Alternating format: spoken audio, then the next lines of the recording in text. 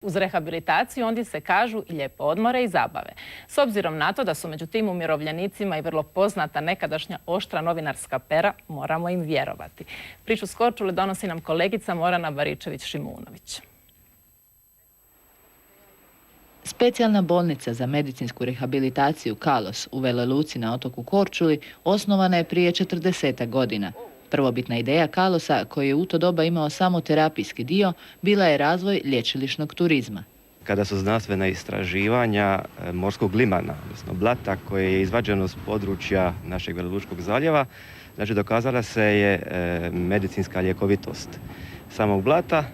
To je bilo ono što je potaklo tadašnje mlade veloluške entuzijaste iz turističkog sektora da pokrenu inicijativu osnivanja ustanove koja bi pružala usluge liječenja, znači terapija za goste koji su tada dolazili u hotelski smještaj u Veloj Luci. Najzaslužniji za današnji izgled i status Kalosa je njegov prvi ravnatelj, dr. Ante Vojvodić.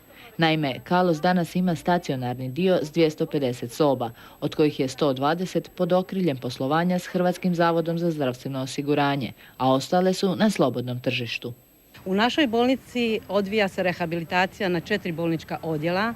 To su odjel za rehabilitaciju neuroloških bolesnika, odjel za rehabilitaciju traumatološko-ortopedskih bolesnika, odjel za rehabilitaciju opći odjel, gdje imamo i reumatološke bolesnike i odjel za rehabilitaciju djece. Pokušavamo iskoristiti prednosti, odnosno specifičnosti Kalosa upravo u tom ljekovitom blatu, blizini mora, blage mediteranske klime koja je u Veloj Luci.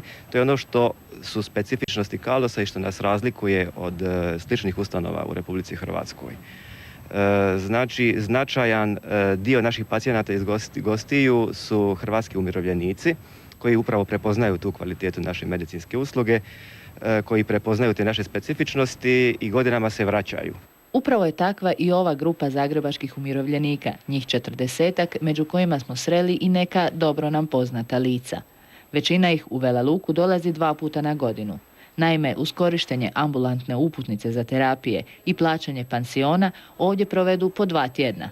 Gospođa Babović je u Kalosu već 6. put, liječi teško ozlijeđeno stopalo. Mi kada dođemo nedjeljom u 5, u pola 6 smo uveć tu, dobijemo broj sobe i ključeve, ali dobijemo i raspored u kojoj od 5 ambulanti smo raspoređeni i svi liječnici su dežurni i pregledaju nas, otipkaju kompjuter dijagnozu, službenik koji je planer glavni ispuni program i mi u ponedjeljak ujutro već poslije doručkujemo u rukama gotovu karticu i ne gubimo niti jedan jedini trenutak. Svakom se pacijentu pristupa individualno. Na temelju dijagnoze i stanja pacijenta, uključujući dob, izrađuje se plan i program terapijskih postupaka. Mi nudimo čitav niz elektroterapijskih postupaka, nudimo termoterapiju, hidroterapiju, dakle sve što uključuje hidroterapiju. Rekla sam sve vrste manuelnih, šijacu, refleksnih, limfnih, drenaža, masaža i kineziterapiju namjerno sam stavila na zadnje mjesto zato što je ona zapravo alfa i omega, a sve ove druge terapijske procedure su pomoć u tijeku rehabilitacijskog, odnosno kineziterapijskog programa. Uvjerivši se u blagodati Kalosa prvo na svojoj koži, gospođa Ana Crnjac već godinama organizira grupe umirovljenika i dovodi ih u Vela Luku. Krenulo je tako jer sam imala problema sa zglobovima. Došla sam tu u Blatu i zaista mi je pomoglo. I onda kako sam u Caritasu, ovo uradim u stvari preko Caritasa moje župe, ali nisu ljudi samo iz župe, nego ima ih od svuda. Prošli put su bili iz Vinkovaca, iz Županje, sad je jedna gospođa iz Rijeke. Osim terapija, za vrijeme njihovog boravka u Veloj Luci umirovljenici odlaze i na razne izlete po bližoj ili daljoj okolici, a za njih su organizirane i večere s kulturno-umjetničkim programom velolučkih osnovnoškolaca.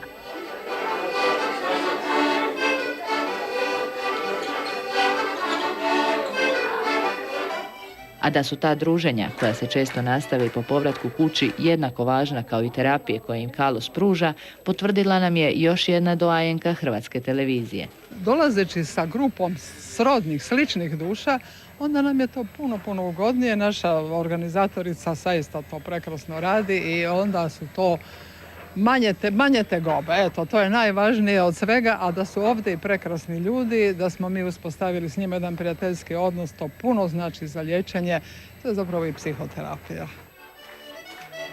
Sad će ovo završiti. I dalje ostajemo na moru, a tko ne bi kad vidimo ovakve priče. Oblik psihoterapije u slikarstvu je pronašla umirovljenica iz naše sljedeće priče. Splitsku umirovljenicu, gospođu Nedu Palošek, i da hoćete ne možete ne primijetiti, jer se njezina pozitivna energija osjeti svugdje gdje se pojavi. Dok mnogi odlazak u mirovinu teško prihvate jer znači kraj radnoga i aktivnog života, u gospođe Nede bilo je obrnuto. Poput djeteta odlučila je ispuniti sve svoje želje. Prva i velika ljubav, kaže, od djetinjstva bilo je slikanje. Međutim, kako se nakon školovanja mlada udala, pa zatim zaposlila i rodila djecu, to je potisnula u drugi plan. No isti dan, kaže, kada je otišla u mirovinu, kupila je sebi štafelaj, boje i platno i krenula u slikarsku pustolovinu. U kratkom vremenu iza sebe ostavila je brojne skupne i jednu samostalnu izložbu. To meni znači život. Ja kad slikam, sve moje misli i sve one brige koje imam, sve iza mene, a ja samo razmišljam o boji koju ću dobiti da ne bi nešto skrenula s puta od onoga što želim da napravim, da mi to je na platnu. I možda imam i neku manu, uvijek se želim što više približiti toj slici, tako da osim ove boje koju joj nanesem, dajem joj svoju dušu. No, to joj nije bilo dovoljno. Pokazala je tako ubrzo cijelom svijetu da je talentirana pjesnikinja. Pisana riječ je, kaže, njena druga ljubav. Imam negdje, sigurno sam oko 300 pjesama napisanih. Volim pisati i dječje pričice. S obzirom da ja imam 4 unučadi, morali se i s nečim zabaviti. I normalno da se izmišljali i tu sam jako uspješna. Ali ipak sam se osvrnula više na poeziju. Ovo je moja knjiga za koju sam dobila priznanje. I to mi je izrazito drago. Evo to priznanje, evo. Znači, treće životne dobi se mogu dobiti priznanja. Znači, s mirovine ne prestaje život. Pa tek mi počeo. Za ništa, ja smatram da ništa i nikad nije kasno. Ako imate volju i neki smisao u životu, ne vidim razloga zašto bi mi život tek počeo. Ni to nije bio kraj njenim talentima. Već godinama sama uči svirati klavir, ali i skladati. I dok mnogima treća životna dob znači početak jeseni života, ovoj osobnoj splitskoj umirovljenici, njezinih 65 godina su proljeće života. S ovom pričom došli smo do kraja još jedne treće dobi. Hvala vam što ste bili s nama. Budite ponovno za tjedan dana. Lijep pozdrav.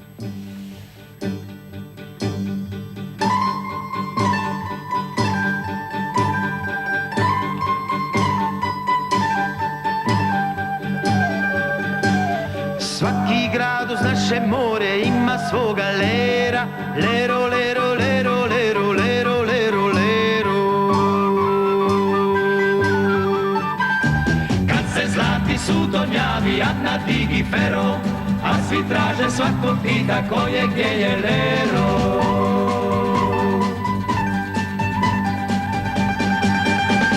Rodio se na toplini žala, u koljevci motroj vetra neba, dojila ga pjena morskih vala. Smijeh i radost za život mu treba, svaki grad uz naše more ima svoga lera. Lero, lero, lero, lero, lero, lero, lero, svaki grad uz naše more ima svoga lera.